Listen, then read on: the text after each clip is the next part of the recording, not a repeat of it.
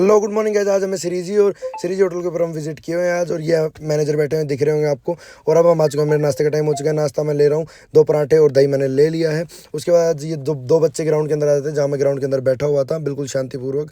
ये बच्चे आगे बोलते हैं मेरी वीडियो मत बनाओ ऐसे वैसे। फिर उसके बाद ये गुलाची खाने लग जाते हैं, गुलाची खा रहे होते हैं ग्राउंड के अंदर, और यहाँ पे मतलब खेल कूद कर रहे होते हैं। मतलब ये इनकी आदत है, यहाँ पे इस हरे गार्डन के अंदर खेल रहे होते हैं। फिर एक दूसरे को मारने लग जाते हैं और मतलब मस्ती कर रहे होते हैं इस तरीके से। थोड़ी देर बाद होता क्या है कि अंकल जी आ जाते हैं, विंदर भाई के पिताजी। मैं उनको नमस्कार करता हूँ और फिर उनके लिए क्या करता हूँ, भाई हुक्के के शौकीन है तो उनके लिए हुक्का रेडी करके और हुक्का लेके जाता हूँ उनके लिए। और रास्ते में हुक्का जैसे लेके जा रहा होता हूँ तो यहाँ पे क्या है कि गेट वगैरह आते हैं, तो गेट वगैरह से मतलब क्रॉसिंग करके और मैं आ जाता हूँ ग्राउंड के अंदर। और अंकल जी के पास हुक्का ला के सबसे पहले अंकल जी को हुक्का पकड़ा देता हूँ, क्योंकि एक रिवाज होता है कि भाई मतलब हुक्के का रिवाज है कि सबसे बड़ा आदमी सबसे पहले हुक्के को पीता है। तो अंकल जी सबसे बड़े हैं तो वो भाई स्टार्ट कर रहे हैं हुक्के को।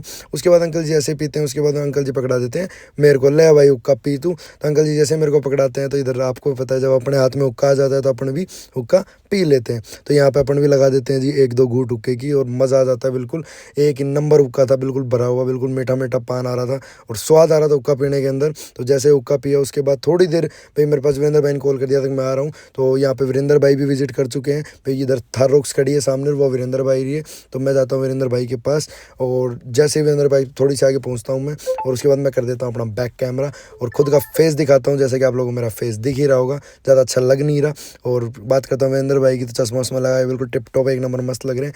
यहाँ पे बैठे हैं संजू कटार और उनके दोस्त, ये आए हुए थे यहाँ पे। और उसके बाद मेरे पास घर से कॉल आ गया था कि जित्तू आ रहा है, दादा की तबीयत ख़राब है। तो जित्तू को मतलब जित्तू मेरे को लेने आ जाता है, मैं जित्तू के साथ बैठ जाता हूँ। दोनों की सेम स्वैग टी शर्ट एक ही नंबर, मतलब मैचिंग लग रही थी। हम एक दूसरे के पास देख रहे थे, ये कैमरे में देख रहे थे, मुझसे बात भी कर रहा था कि भाई शेयर वगैरह बहुत सारी चीज़ वगैरह बोल रहे थे। रास्ते में हम बकचोदी करते हुए चल रहे थे। यहाँ पे हमारे दोस्त मिल जाते हैं जो कि भाई गलियों के अंदर कभी बाइक को बैलेंस करते हैं, कभी इम्बैलेंस करते हैं, कभी आगे जाते हैं, कभी पीछे जाते हैं, कभी थोड़ी सी मतलब साइड में हो जाते हैं, कभी गली में घुमा देते हैं, कभी किसी की बैल बजा देते हैं। बहुत सारी मतलब ये क्या मस्ती करते हुए चल रहे थे। और थोड़ी सी आगे पहुँचने के बाद हम पहुँच जाते हैं घर पे। घर पे हमें मिलती है मम्मी जी को प्रणाम करके मैं खुद की शक्ल दिखाता हूँ और कि भाई हम कितने लोग आए, हम 4 लोग आए थे। तो आगे कैमरा लेके चलता हूँ दादा के रूम की तरफ, क्योंकि दादा की तबीयत ख़राब थी, जैसा कि मैंने आप लोगों को बता ही दिया था कि भाई जित्तू लेने आया हुआ है। दादा के पास पहुँचते हैं, मैं दादा के पास पहुँचता हूँ, दादा को उठाने की कोशिश करता हूँ, यहाँ खड़े हो जाओ।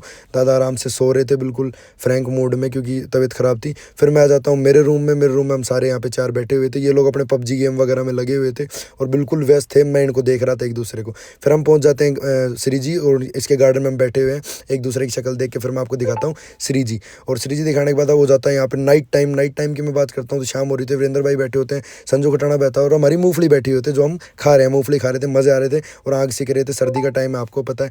टाइम की मैं बात करता हूँ तो टाइम हो रहा था 7:24 और बिल्कुल प्यारी प्यारी आग यहाँ पे जल रही थी। और संजू खटाना मैं नोटिस कर रहा, संजू खटाना स्नैप बनाने लग रहा था, पता नहीं क्या कर रहा था मोबाइल के अंदर। और वहाँ पे सामने हमारा शेरू बहुत प्यार से सुकून की नींद सो रहा था।